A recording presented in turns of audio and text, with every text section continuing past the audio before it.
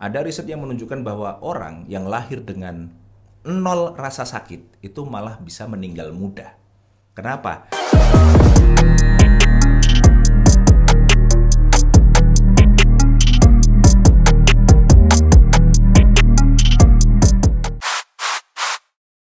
Selamat datang di Planet Soft Skill episode keempat. Hari ini kita akan membahas sesuatu yang menarik. Setiap orang pasti pernah mengalami, yaitu bagaimana cara bangkit dari keterpurukan, menghadapi krisis hidup, dan melanjutkan perjalanan.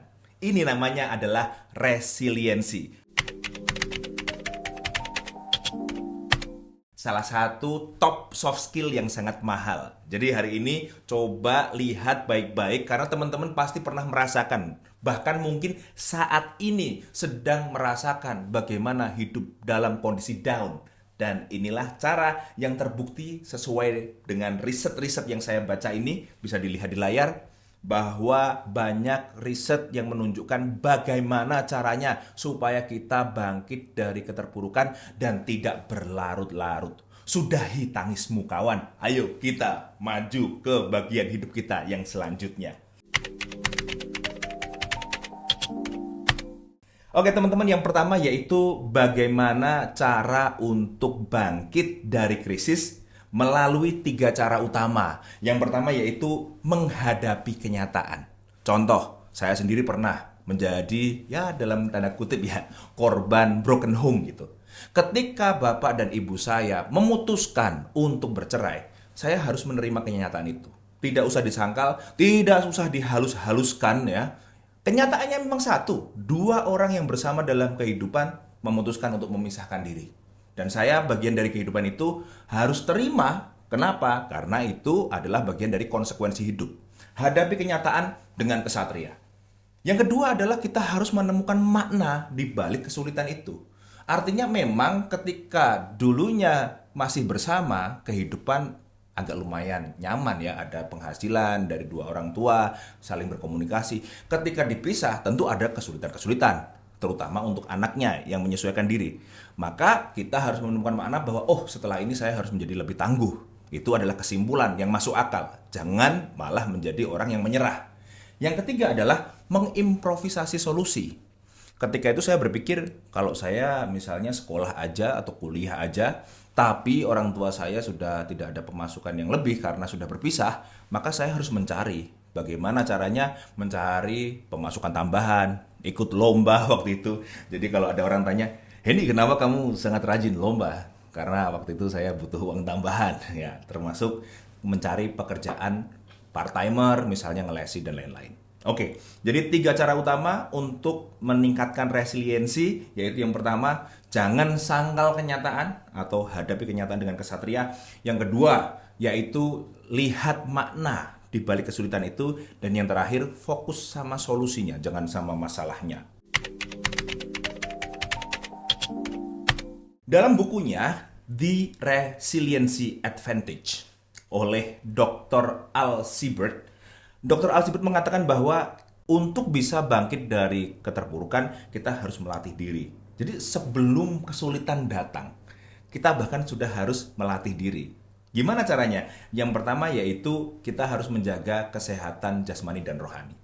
Agak susah memang kalau kita menghadapi kesulitan atau krisis dalam hidup, kondisi fisik kita dan kondisi mental kita sedang tidak baik-baik saja. Maka usahakan di setiap hari nutrisi yang cukup, tidur yang cukup, less stress ya. Kalau bisa juga olahraga itu harus rajin gitu, supaya kalau ada sewaktu-waktu masalah datang, kita siap menghadapinya. Yang kedua yaitu membangun kepercayaan diri. Ini adalah interaksi internal dalam otak kita. Interaksi internal di otak kita itu bahaya sekali. Kadang kita berpikir positif nih di pagi hari karena bangun tidur seger gitu ya. Tapi di tengah jalan kita mulai berpikir, apakah kita layak untuk hidup? Apakah orang-orang di sekitar saya mencintai saya? Nah ini masuk pada interaksi yang negatif. Nah oleh karena itu maka latih kepercayaan diri. Latih bahwa diri Anda itu worth it gitu. Sehingga seperti layaknya otot, kita tuh nggak bisa ngangkat beban. Misalnya teman-teman daftar gym, terus hari pertama langsung ngangkat beban 20 kilo, berat. Bisa patah tangannya atau ototnya luka. Pertama 1 kilo dulu, minggu selanjutnya ngangkat 2 kilo. Dan seperti itulah kepercayaan diri dibangun. Mulai percaya pada hal-hal kecil yang positif pada diri Anda, naikkan menjadi level berikutnya. Nah, disinilah pentingnya mindfulness, yaitu memperhatikan hal-hal yang biasa tidak kita perhatikan di dalam kehidupan kita. Ini ada ahli yang namanya Ray Owen ya, yang menyatakan bahwa mindfulness itu penting banget untuk kehidupan kita. Ini contoh gini, setiap hari Anda lewat jalan yang sama, misalnya dari rumah ke kampus atau dari rumah ke tempat kerjaan. Tiap hari pulang pergi. Kalau boleh dibilang, bisa jadi rute Anda itu rute yang sangat indah. Tapi Anda tidak menikmati sama sekali. Karena menganggap itu sebagai sebuah kebiasaan saja. Mulai sekarang, nikmati perjalanannya. Setiap lekukan gunung, kemudian hijaunya daun, lihat. Atau contoh kecil aja. Anda pulang pergi lewat jalan yang sama, tapi ketika sampai di rumah ditanya oleh ibu atau istri Anda, tadi toko hijau buka enggak? Enggak tahu. Mungkin Anda tidak bisa menjawab. Karena apa? Karena tidak mindful. Mulai sekarang Anda dalam perjalanan perhatikan apa yang terjadi di sekitar jalan. Jangan ngelamun, jangan ngeblank. Ketika Anda duduk sendiri, perhatikan udara di sekitar Anda. Ketika Anda bernafas, sekali-sekali kemudian rasakan bagaimana udara masuk ke hidung, kemudian keluar dari mulut atau hidung Anda. Kita selama ini terlalu banyak mengabaikan hal-hal yang penting dalam hidup kita, sehingga seakan-akan hidup kita nggak meaningful. Padahal dengan praktik mindfulness ini, Anda bisa menjadi orang yang lebih waspada, lebih menghargai kehidupan Anda. Hal-hal kecil seperti bisa nongkrong sama temen di kafe, di warkop, atau kalau di sini ya burjo, itu sesuatu yang harus diapresiasi banget. Kemampuan bahwa Anda bisa membaca buku yang Anda suka, komik yang Anda suka, bisa menonton anime yang Anda nanti-nantikan, itu adalah sesuatu yang secara mindful bisa disyukuri. Izinkan saya berbagi kegagalan profesional ya. Jadi ada suatu hal dalam profesi saya itu yang sangat saya inginkan saat itu. Kemudian saya usahakan bertahun-tahun dengan sangat keras dan pada titik tertentu gagal untuk didapatkan. Hasilnya adalah penyesalan yang luar biasa. Kenapa? Karena saya bekerja bertahun-tahun untuk mendapatkan itu, tapi tidak mendapatkan. Seperti layaknya teman-teman kalau mengusahakan promosi, tapi ternyata yang dipromosikan ternyata orang lain. Anda menunggu kenaikan gaji, tapi tidak kunjung datang. Akhirnya kita mengalami sebuah penyesalan.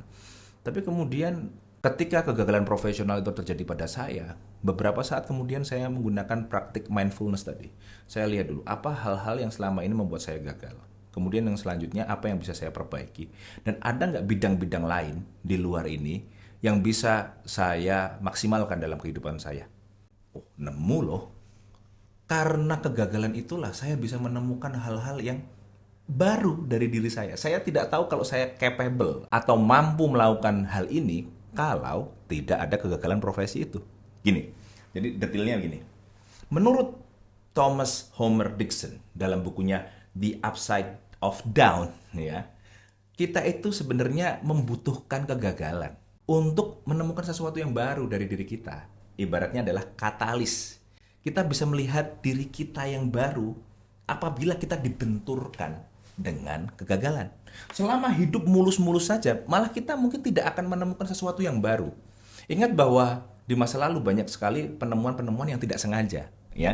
Orang yang menemukan penisilin misalnya, bagaimana bakteri bisa dihancurkan oleh jamur itu karena nggak sengaja meninggalkan cawan yang nggak dicuci, ya kan? X-ray juga begitu. Ronsen itu ditemukan dengan tidak sengaja karena dia mau nyari barang yang lain, nggak ketemu-ketemu, akhirnya malah nemu ronsen gitu. Jadi artinya bahwa dengan adanya insiden-insiden dalam hidup, bisa jadi kita sedang membuka, mengunlock level baru dalam diri kita sendiri. Nah, adanya rasa sakit, adanya rasa tidak nyaman dalam kehidupan itu harus dihadapi. Teman-teman kayak, saya nggak mau patah hati Pak karena painful banget. Oh salah. Rasa sakit hati, painful atau pain yang terjadi dalam hidup kita itu malah harus dirasakan. Karena itu bisa menumbuhkan pertumbuhan sel baru dalam tanda kutip ya. Sel baru, sel kesadaran baru dalam diri kita. Contoh, mana mungkin tangan bisa kuat kalau nggak kapalan. Tapi sebelum kapalan pasti luka dulu. Mengirimkan sinyal kepada otak kita supaya tangan kita diperbaiki dengan lapisan yang lebih tebal. Itulah cara kita untuk menjadi lebih kuat, yaitu dengan memahami bahwa rasa sakit atau rasa tidak nyaman itu perlu. Ada riset yang menunjukkan bahwa orang yang lahir dengan nol rasa sakit itu malah bisa meninggal muda. Kenapa? Ada balita duduk di paku, tidak terasa sakitnya, meninggal. Mendekati api, tidak tahu rasa panasnya, sebagian dari tubuhnya terbakar, meninggal. Karena apa? Rasa sakit itu perlu, satu, untuk menjauhkan kita dari hal-hal buruk. Yang kedua, rasa sakit sendiri itu bisa mendidik kita menjadi orang yang lebih kuat. Jadi itulah langkah-langkah untuk menghadapi krisis besar dalam hidup dan bangkit dari keterpurukan. Hadapi kenyataan apa adanya, kemudian lihatlah bagaimana solusi atau hikmah di balik permasalahan itu, kemudian sadari beberapa mindset ini, yaitu perlunya rasa sakit dan kegagalan untuk mengunlock hal-hal baru di dalam hidup kita. Teman-teman juga tidak akan melihat konten-konten saya di medsos atau bahkan tidak akan melihat adanya channel ini terwujud apabila saya tidak pernah mengalami kegagalan profesional dalam hidup saya. Jadi lihatlah bahwa sesungguhnya sesuatu yang integral ya, bahwa kegagalan adalah sesuatu yang integral dalam hidup kita, bukannya membunuh kita tapi juga membuat kita lebih strong. What doesn't kill you makes you stronger. Itu kata pepatah dalam bahasa Inggris. Oke, jadi teman-teman kalau merasa pesan ini bermanfaat, bisa didengarkan ketika ya nyetir sambil santai gitu. Jangan lupa like, share, and subscribe di Planet Soft Skills. Video-video seperti ini akan terus kami produksi dan kita luncurkan setiap hari, Senin, Rabu, dan Jumat pukul 19.00.